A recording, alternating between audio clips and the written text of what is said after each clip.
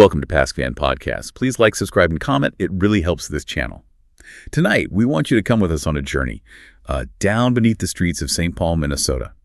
We're going deep underground into this sprawling network of sandstone tunnels. Tunnels that, still seem to hold the scent of illegal liquor, hot jazz, and, violence, sudden violence. Yeah, exactly. This isn't just some landmark you visit. It feels more like an archive carved right out of the rock.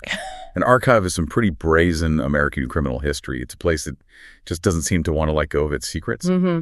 And we've spent quite a bit of time looking through the sources on the Wabasha Street Caves. We've got historical records, city documents, but also a lot of urban legends. Right. And our goal tonight is really to dissect how this place evolved, how it went from just a simple mine to this notorious sanctuary for America's most wanted, and then eventually a place known for ghosts. Restless spirits. So what we really want to figure out tonight is how did, human ambition, these really strange local laws, and some very dark secrets, how do they carve out this underworld? Not just literally, but, metaphorically too. Yeah, we need to sort out what's fact and what's folklore, what's still hidden down there in stone. And maybe understand why those echoes, those sounds of the Roaring Twenties, why they seem to hang in the air down there so unsettlingly. Yeah. Okay, so before any gangsters showed up, before it was a speakeasy, long before anyone whispered about ghosts, these Wabasha Street Caves were just an industrial site. Right? That's exactly right. It's crucial to understand this space is entirely man-made. We're talking mid-1800s. These aren't natural caves. They were dug out aggressively. Carved right into the bluff along the Mississippi. Mm-hmm. And St. Paul back then. It was this bustling frontier city growing incredibly fast. And a lot of that growth literally was fueled by what they were digging out of these bluffs. But it wasn't gold or anything like that. They were after sand. Silica sand, specifically. It's very fine-grained. And back in the 19th century, it was extremely valuable, essential for making high-quality glass, and used in lots of other industrial products, too. And this sandstone, it was soft. Easy to dig. Very easy. That's the key. Because it was so soft, they could create these huge, deep tunnels relatively quickly and, make a good profit extracting the silica. So it's kind of ironic, isn't it? The very place that becomes famous for secrets and hiding. It started as a very public, very profitable mining operation. It's a perfect example of unintended consequences. Human hands cutting into the earth for industry, and in doing so, creating these vast underground spaces that would later serve a much darker purpose. And then what happened? Did they just run out of the sand? Essentially, yes. Industry changed, mining techniques shifted, or maybe they just extracted all the easily accessible silica. The sources describe this next phase as the period of silence. The mines were just abandoned, left empty, vast, and waiting. Waiting for what? Well, their physical properties gave them a second life almost immediately. It's about the temperature down there. Right. You mentioned it's constant. Incredibly constant. A steady 49 degrees Fahrenheit. Doesn't matter if it's blazing hot or freezing cold outside, it stays 49 degrees in the caves. Okay, I could see how that would be useful before everyone had refrigerators. Exactly. Yeah. That natural climate control was invaluable. So the first repurposing was pretty mundane, actually. Farmers storing vegetables over winter, merchants keeping goods cool. Practical stuff. Very practical. And significantly, local brewers started using the caves, storing huge kegs of beer down there in the cool, dark silence. So the infrastructure for secrecy, the hidden entrances, the thick walls that absorb sound, that constant cool temperature, it was all basically there already. Just needed a reason. Precisely. The whole setup was primed. Cool, quiet, isolated, just waiting for the right moment, the right catalyst to turn it into something much more clandestine. And that catalyst arrived in 1920. With the Volstead Act. Prohibition. Suddenly, the very product the brewers were already storing down there was illegal. The caves were ready for their most notorious chapter. Right. Prohibition kicks in, alcohol is outlawed, and suddenly you have this explosion of crime, hidden bars, speakeasies popping up everywhere. They became essential parts of city life, yeah. But St. Paul was different, really different from, say, Chicago or New York. How so? Well, this is where the story of the caves gets tangled up with the national story of organized crime. Because of their location, those thick walls, they weren't just going to be another speakeasy. They were destined for something, more infamous. And this comes down to a specific St. Paul policy, doesn't it? The one that made the city a sort of safe zone for criminals? That's the one, the O'Connor Layover Agreement. It's really the core of the whole St. Paul paradox during Prohibition. Okay, breaks that down. Named after Police Chief John O'Connor. Correct. He ran the police department from 1900 well into the Prohibition years until 1920, though the policy really cemented itself under his successors too, but carried his name. And the policy was pretty much unheard of anywhere else. What was it exactly? It basically established St. Paul as a neutral territory, a kind of temporary amnesty zone for criminals. Wait, amnesty for who? Like petty thieves? Oh, no. We're talking high-level operators, major gangsters, bank robbers, bootleggers, guys from Chicago, New York, other big cities. They were explicitly told they could come to St. Paul to lie low. Lie low? You mean hide out from the feds, from other police? Exactly. Rest up, plan their next jobs, all while being actively hunted elsewhere. That sounds completely insane. The police chief is basically rolling out the welcome mat for the country's most wanted. How did that even work? What were the rules? The rules were incredibly simple, but apparently rigidly enforced. Just one main condition: no trouble in town. Meaning, as long as these gangsters committed 0 crimes within the city limits of St. Paul, no bank robberies, no kidnappings, no murders, right there, the St. Paul police would essentially leave them alone. They'd turn a blind eye to who they were and what they might be planning elsewhere. Okay, but why? What possible reason could the city have for making a deal with the mob? That's where the paradox gets deeper. Now, there's no signed document, no official treaty we can point to. It was more of a tacit understanding. An unspoken agreement. Right. And it seemed to benefit the city quietly. First, stability. St. Paul avoided the kind of bloody public gang wars that were tearing Chicago apart. Second, money. These gangsters had cash, lots of it. They spent heavily in local hotels, restaurants, shops, and of course in places like the caves. It was a huge injection of cash into the local economy. So the city basically traded quiet complicity for public peace and a booming underground economy. It created this really weird balance. You had peace and order on the surface streets, while conspiracy and, dark dealings were happening just beneath them. And the caves were the perfect spot for this layover to actually happen. Couldn't be better. Isolated, secure, naturally hidden. These guys knew they were safe from the feds as long as they followed O'Connor's rule. It gave them the confidence to hold meetings, make deals, run their operations from St. Paul. And the guest list. Yeah. It's like a who's who of 1930s crime. You're talking John Dillinger, right? Hiding out between robberies. Dillinger, absolutely. Babyface Nelson, Mar Barker and her gang, they use St. Paul frequently. And especially Alvin Karpis. Creepy Karpis. Yeah, Karpis himself talked about it later. Said St. Paul is the best place to lie low and get supplies. He mentioned that in other cities, trying to buy guns or explosives was risky, but in St. Paul, the police were just, quote, annoyed by their presence, not actively trying to arrest them. Wow.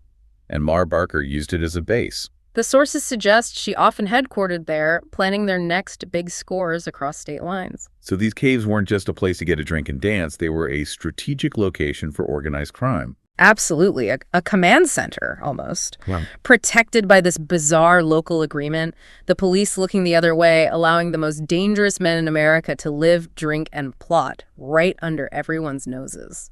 It really set the stage for the caves to become, well, underground palaces for the underworld. Okay, let's picture this transformation.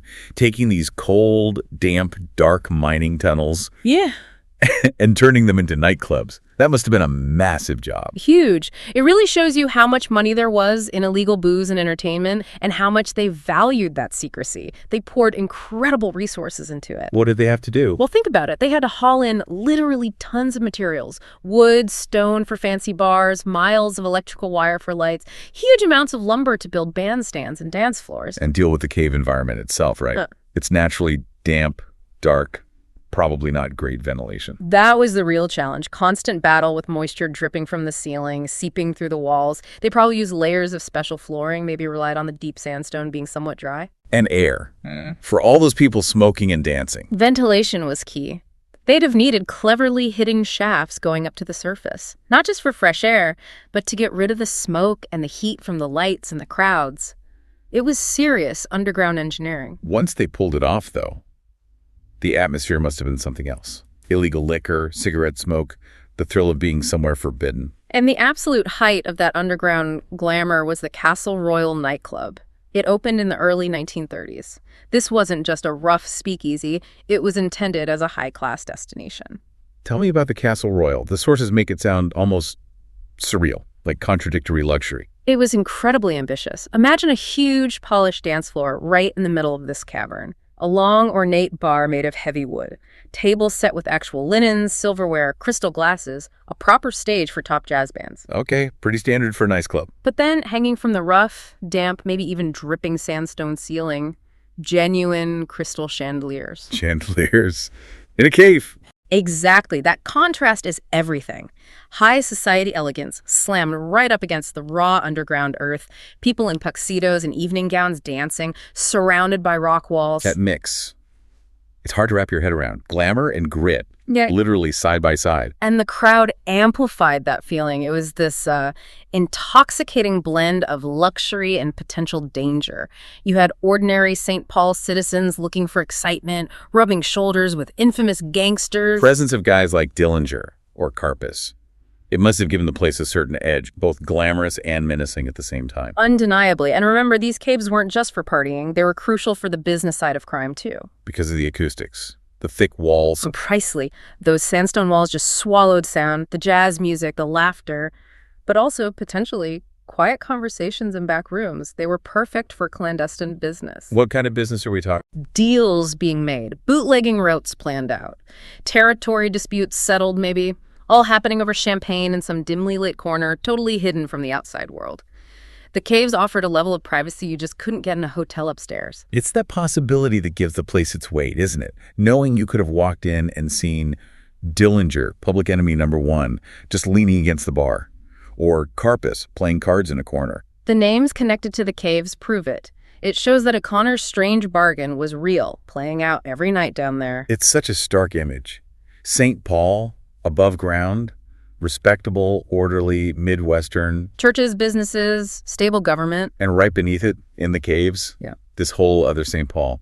Hot jazz, illegal booze, and gangsters plotting their next moves, all with the city's quiet blessing. It was two worlds existing in parallel, separated only by a few dozen feet of rock and soil. But, running a fancy club for dangerous criminals? Yeah.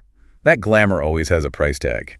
Inviting the mob means inviting violence. Sudden, brutal violence. Yeah, the sources suggest that shift from indulgence to mayhem could happen terrifyingly fast. It wasn't always just fun and games down there. What kind of accounts do we have? They're unsettling because of how abrupt the violence was and how quickly things went back to normal. We have stories of gunshots suddenly cracking through the music. Mid-song, dancers screaming, diving for cover, the band members ducking behind their instruments or the bandstand, just instant chaos. And then, police called. Club shut down. That's the chilling part. Apparently not. Once the immediate danger was over, maybe the shooter left or the dispute was resolved, the band would just strike up again. Seriously, they just start playing again. And the dancing would resume. It suggests that violence wasn't just possible, it was almost expected, like a known risk, a part of the atmosphere. Wow, that's dark. Like the thrill for the regular patrons was partly knowing things could go bad at any second. It points to a normalization of danger that's hard to fathom now. But the story that really cements the cave's dark reputation, the one everyone talked about, is the legend of the executed men. Ah, yes. The murder story. The one that's never actually been proven, right? Never verified, but incredibly persistent. It's really the foundation of the whole haunted cave narrative. So what's the story? The details vary slightly, but the core is always the same. A dispute breaks out deep inside the caves, maybe over cards, maybe over bootlegging profits. It escalates, and gunfire erupts. 3 gangsters are shot dead. Okay. And here's the crucial part, the bit that makes it a legend. Their bodies weren't taken out. They were supposedly buried right there, hidden within the sandstone walls or floor of the caves themselves. Yeah. Never to be seen again. Buried in the walls. Now, we have to be really clear here. As historians, we look at the evidence, and the sources are unanimous. There's 0 official record. No police reports from the time match this perfectly. No missing persons reports line up exactly. And critically, despite decades of use, renovations, even some excavations, no bodies have ever been found. So factually, it seems like it probably didn't happen that way. The physical evidence just isn't there. Then why? Why does this specific story stick? Why is it treated almost like gospel when people talk about the cave's history? That's the power of folklore, isn't it? The caves, with their known gangster connections and inherently spooky atmosphere, they almost need a dark secret like this. The O'Connor Layover explains the gangsters being there, but the murder story explains the feeling of the place. It gives it that ultimate sense of darkness, betrayal, and hidden death. Exactly. If it was just a nightclub where gangsters hung out, the mystique might fade. But if it's a tomb, an unmarked grave, that holds a chilling power that never goes away. It becomes proof in people's minds that the walls hold secrets too deep, too dark to ever be uncovered. And thinking back to the physical space, those thick sandstone walls we talked about. Perfect soundproofing. They muffled the jazz band, but they'd muffle gunshots just as easily. So a murder could theoretically happen down there. 50 feet below a busy street, and potentially nobody above ground would hear a thing. The silence of the stone becomes sinister. It means those glamorous rooms held the possibility of sudden, secret death. The earth itself could become an accomplice. A place of escape, indulgence, and potentially a place of final, hidden consequence. So eventually, Prohibition ends. The Volstead Act is repealed. The Castle Royal, like many speakeasies, eventually closes its doors. The immediate threat of mob violence lifts. Right. The gangster era fades. But the energy of the place, the weight of everything that happened down there, it didn't just evaporate. Instead, the caves started to gain this whole new reputation.